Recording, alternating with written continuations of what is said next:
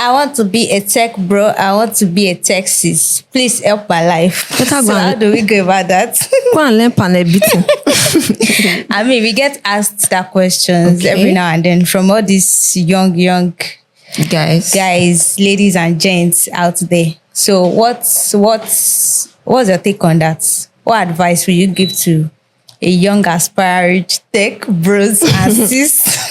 Okay, I mean, right, if I'm to answer that question, I will come from a standpoint. Let me not say use case, right? I'm going to share a story, right? Victoria too again can relate, right? I mean, I think there's a facade. I'm sorry, right? I think there's a facade around tech bro Texas because you've probably heard maybe one uncle somewhere tell you, hey, this is how I cash out $5 million. And you're like, hey, my life don't spoil. Not my life, but whatever. My life don't spoil. Eh? Person the earn $5 million, me a day, chichi, and no earn. Okay, so first of all, I would like to establish the fact that not everyone, right, should go into tech. Right? Yeah, Tech is not for everybody. I mean, if everybody goes into tech, the Maggi you used to cook, who will produce it, right? I mean, even the gadgets that we use, who would produce it? Who would edit your videos? Yeah. Who would, I mean, all these restaurants that you can easily go to get food, who would be cooking there? Who repairs your car? Yeah. Your dresses. Abio, like our fashionista, yeah. I mean, who would do all of that? I would say that for the believers, in quotes, if, first of all, identify the special talents that God has given you. Everyone has it. For me, at some point, I started learning fashion design, but to be honest, it's not your thing. No, it's not my thing. No, be your calling. I gave up, right? Then at some point, I knew I had something for design, right? Because while I was a child, I liked to sketch, to draw. I mean, people pass comment on my drawing. I'm like, maybe I'll go. When I see food, I say, that one that was drawing when I was a child, now rubbish. We will not deceive ourselves. But then I took some courses in design, which honestly, I would say has given me an edge, right, over some SEO specialists, right? Because I can easily see a product, I can easily see an interface and tell you what the problem is. I can easily see a design and tell you, that icon is not supposed to be there. Do you think this color matches with your brand voice, right? Do you think... So basically, this is it. Identify where God has called you. Own that skill. According to my sister here, she will say digitize. Everything can be digitized. Exactly. When the digital world, you can digitize whatever it is you do. But then, if you now think that, I'm called into the tech world, first of all, take courses. Don't take paid courses. I'm sorry for those that sell paid courses. We are getting there. But don't take paid course yet. Why? Victoria here, she did a course in HTML. I ran away. CSS. Me, myself, I did HTML, CSS. I stopped at some point. Because I'm like, whoa, is this what all these developers are facing? Heads up, you guys are trying. I don't know. Just imagine that I had paid for that course. I invested a lot. I took some courses in product marketing. My boss must not see this, please.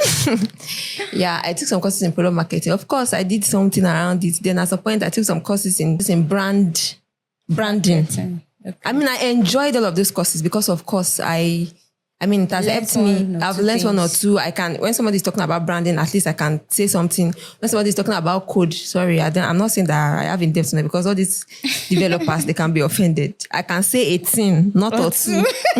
I can only say 18, right? I mean, no knowledge is lost at the end of the day, especially in tech. No knowledge is lost. At one point or the other, you would, those skills that you think, it was a total waste of time, you will need it at one point or the other. So first of all, take a skill. Take a course. Ensure it is not paid. There are a lot of... to avoid premium and the reason why I'm saying it should not be paid is because at the end of the day, you might think something is what interests you until you get started and you're like, I don't want to do this. Yeah. But if it is not paid, the kind of pain you would feel compared to when, it is the kind of pain you will feel if you paid for the course compared to when you did not pay. it kills the energy. Be like, the last one I paid for, I did not do it. So why should I pay for another one? So start with free courses. Okay, when you've taken a course and you're like, oh, this looks like something I would like to venture into. Yeah, you can take advanced courses. You can take paid courses. I'm not against paid courses. So after you've taken paid courses, right? Some people don't like the word volunteer, but let me tell you, to be honest, a lot of people that started in their tech career they almost, if they did not volunteer, they almost volunteered. Because tell me why you will pay me 25K as a software developer. They almost volunteered, right? And the reason why they volunteer is so that they can own the skills, right? Because get real end-to-end experience. Yes, because people would hire you based on the value that you have to offer, not necessarily because you have the skill. Because we have a lot of people with skills that they actually acclaimed skills, and when it's time for you to come and put the skill to use, you can't put it to use. So volunteer, then find a mentor. Right? That makes the journey very easy. Very easy. You are able to bridge the gap between your ignorance, right, and what you should know. Because, your mentor would ensure that you do not fall short where they fell short, right? They would ensure that based on what they know now, you are able to leverage on that knowledge.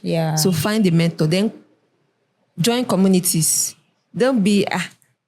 I'm an introvert. I don't like Baba. You go take for there. I'm an introvert. Me myself, I don't like relating with people. But at some point, I discovered that more you actually need people are ladders. You need them to get where you're going to. So join communities. There are a lot of communities out there. I mean, for me, I joined the FCDC, Women in Tech SEO. Mostly marketing. Yeah, mostly marketing. And make sure that they are cross-functional so that you don't, you're not just SEO. So then, again, to the point that Victoria just said, work across cross-functional team. You don't know who can help you. Because in the SEO community, if they post a job, let's say you're like 100 in the community, out of that 100, 99 people that are possibly better than you have applied. So what are the chances that you will get a job? But when you work across cross-functional team, for example, customer success, somebody in customer success can say, oh, I know someone that does SEO. Let me recommend this person. A developer can say, oh, I know somebody that is a UI UX. Let's recommend the person. UI UX can say, I know a front dev. I know a software developer. Let's recommend the person. Front dev can say, I know somebody in customer success now. I know a social media manager. I know a virtual assistant. They can. I mean, the competition is low when you work compared to when you are. Of course, that does not mean you should not join communities. So because at least you also leverage the knowledge of those guys. Yeah. Thank you. You're welcome. And then let's talk about remote working. Your money go shop.